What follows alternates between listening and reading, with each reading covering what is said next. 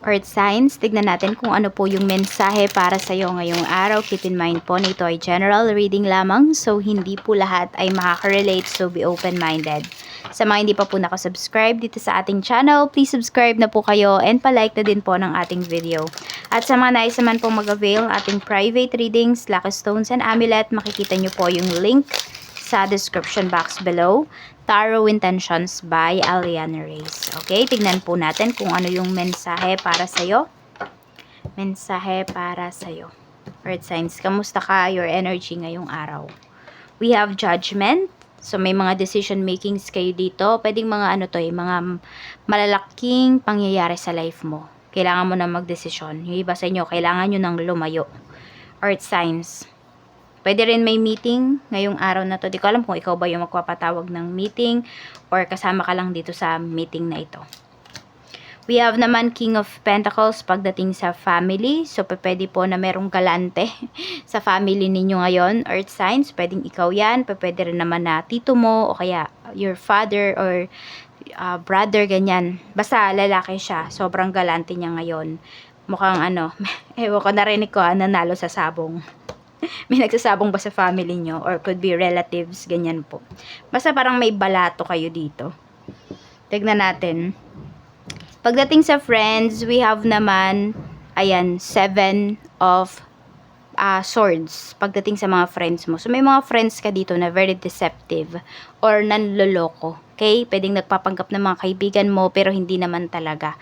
So, medyo maging maingat ka sa mga kinikwento mo sa mga kaibigan mo kasi pwedeng hindi po sila totoo sa'yo. Oo, yung mga kaibigan mo na ito, nagpapanggap lang sila, kumbaga. So, mag-iingat ka kasi you feel na, nakatagpo ka ng kaibigan, di ba? Uy, sila yung friends mo, ang tagal mo na silang kaibigan, pero matagal ka na rin pala nilang binabackstab. Yung iba sa inyo, pwedeng na-feel nyo yan pero tinatanggi ninyo sa sarili ninyo na ganyan yung ginagawa ng mga friends nyo. Meron dito talaga.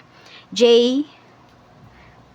tapos, meron tayo ditong letter G, tapos H sa pangalan. Okay, kahit anong pwesto pa yan sa name nila, sa surname nila. We have naman, sa friends mo. Ito naman, love life mo, Queen of Wands. Okay, hindi ko alam kung, ayan, magse-celebrate yata kayo ng anniversary or mansary. Happy anniversary, happy mansary po sa lahat ng magdiriwang ngayong araw na ito. And, ang pinapakita din kasi dito, ayan, is Queen of Wands, 'di ba?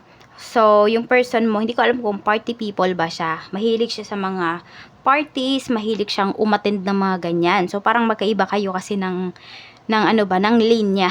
Magkaiba kayo ng gusto. Earth signs, yan. Siguro yun lang yung madalas ninyong pag-awayan. Tapos nakikita ko rin kasi dito medyo may maluho. Yan po. At kung kayo naman po ay single, ayan, sige, patuloy nyo lang pong pagandahin yung sarili nyo, pagkapuhin yung sarili ninyo, mag-invest kayo sa sarili ninyo. Okay, the more na earth signs, the more na mataas yung confidence mo, the more na mas maraming tao na mag-e-engage sa'yo. Madaming tao makipag-usap sa'yo. Pero, syempre, you smile more kasi masyado kang seryoso dito. Kasi, nai-intimidate naman sila. Tignan natin pagdating naman po sa money. Sa kaperahan, we have the Hanged Man. Okay, dito naman sa pera mo, pwedeng wala masyadong usad. Or sabihin natin kung ano man tong pinagkakakitaan mo, ano man tong source of income mo, ano lang siya, stable. Ayan, stable siya. At yung iba nga sa inyo, pwedeng delay pa yung sweldo na marireceive ninyo. Delay yung sweldo. Yun yung pinapakita dito. We have naman, ayan, pagdating sa trabaho mo, sobrang, ninyo ngayon sobrang focus ninyo dun sa ginagawa ninyo. Ang daming trabaho. Parang alam mo yung hindi nyo na alam ano ba yung uunahin ninyo. Sobrang focus din. Parang ayaw nyo munang may makausap. Ayan po. Basta focus na focus kayo dito kasi alam niyo na pwedeng malaki yung kikitain ninyo dito or sabihin natin pag ito naging successful, pwedeng ito yung maging daan para kayo ay ma-promote. Mga tipong ganyan. Tignan natin pagdating naman po sa this is your this is your career. Sa business naman, napakaganda ng business mo. Tahimik lang talaga kayo dito pero ang dami nyong sales. Kaya lang, ayun, ang dami ding nangungutang sa inyo. Ayun, tumahimik kayo dito, earth signs, para wala masyadong mangutang sa inyo. At kung may nangungutang man dito, tanggihan po ninyo. Huwag kayong mahiyang tumanggi. Kasi business nyo yung maapektuhan dito pag hindi kayo tumanggi. So, tumanggi na kayo, okay? Ayan Merong lalapit kasi dito sa business mo ngayong araw. So, dahil nga nagpo-post ka na marami kang kinikita, ganyan, malaki na yung sales mo, pag tumanggi ka, damot naman ni Earth Signs, mangungutang lang ng ganito, ganyan. Sundin nyo yung policy ninyo pagdating sa inyong business. Okay? Kasi pag once na may pinagbigyan kayo ng isa dyan, tapos kinalat nung isa na pinagbigyan ninyo, tapos may magtatampo na yan sa inyo. Kaya sundin nyo talaga yung inyong rules pagdating sa negosyo. Check natin yung mga positivities naman na paparating para sa'yo. We have, ayan, meron ditong may hinihintay ka ba na conversation, na communication, ayan, pwedeng marireceive mo yan. Meron din dito bibili ng sasakyan or mag-upgrade ng sasakyan. Ayan, we have 9. Ayan pagdating to sa pera. So, kung sino man to makakausap mo, Earth Signs, ay pera yung hatid ng tao na yan sa'yo. At yung iba nga po sa inyo, ayun, pwede ngang magpapalit na kayo ng sasakyan, mag-upgrade, ganun. Or pwedeng swap, or bibili ng sasakyan. Nakita ko dito kahit second hand bibili kayo, which is wala namang masama, hindi ba? Mas practical nga yun eh. Tingnan natin ano pa yung mensahe. Pagdating naman po sa mga negatibo, we have, ayan, ingat lang kayo kasi baka may makaaway kayo dito. Tapos, kung bibili kayo ng sasakyan, tingnan niyo syempre yung mga documents. Baka naman kasi mamaya, nakaw pala. Magkaroon pa kayo ng problema. Diba? Dapat lang naman talaga alamin niyo yung mga ganong bagay. Ayan, we have Queen of Cups. Merong emotional dito na isang tao. Could be Gemini or Cancer. Yung tao na to. So, siya, emotional. Baka makaaway mo. Wag ka na lang sigurong sumagot. Ganyan. Or kung may sinasabi siya, oo ka na lang ng oo. Ngayon, Earth Signs, wag ka na lang tumanggi. Para ba hindi na humaba yung usapan, ganun. Kasi mukhang sarado na din naman yung isipan ng tao na to. Yung gusto na lang talaga niya yung kanyang pinaniniwalaan. Medyo gaslighter to kasi sinasabi niya na naiintindihan ka niya, ganun. Pero pag nagsalita ka naman, nagkwento ka naman sa kanya, nagsabi ka ng mga bagay-bagay, ayun, hindi ka naman pala niya naiintindihan, kinokontra niya. Tignan natin saan ka ba dapat mag-focus ngayong araw na ito. Saan ka dapat mag-focus? We have 9 of Swords, your mental health. Ayan, your health, overall health. And some of you sa sleeping pattern po ninyo. Di ko alam kung may nagigising dito every 3 a.m., every 2. Basta, parang ilang araw na kayong nagigising ng same time. Ayan. So, pwede kasi parang nagiging natural na yun sa inyo. Yung body clock ba, ganun. Kaya kayo nagigising. Hindi nyo rin alam kung bakit. Ayan, baka kasi may nakain kayo.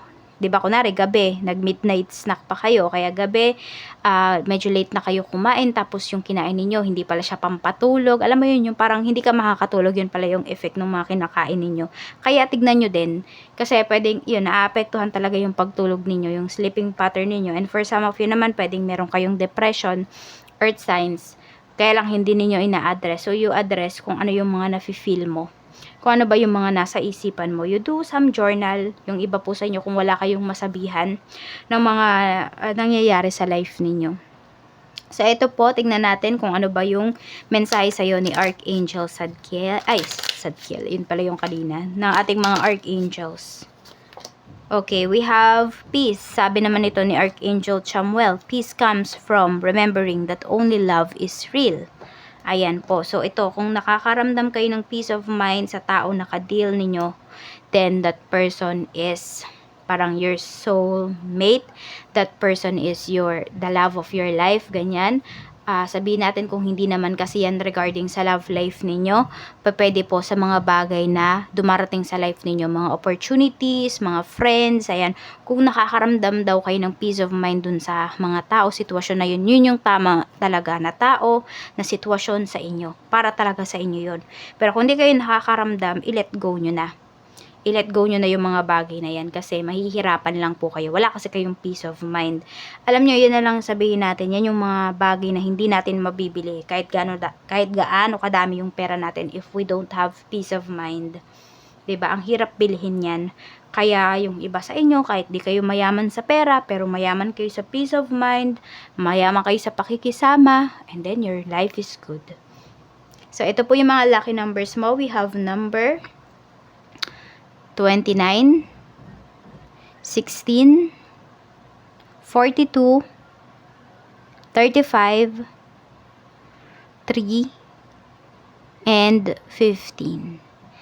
Maraming salamat po, Earth Signs. Mag-iingat ka always. More blessings to come, and see you again tomorrow. Bye-bye!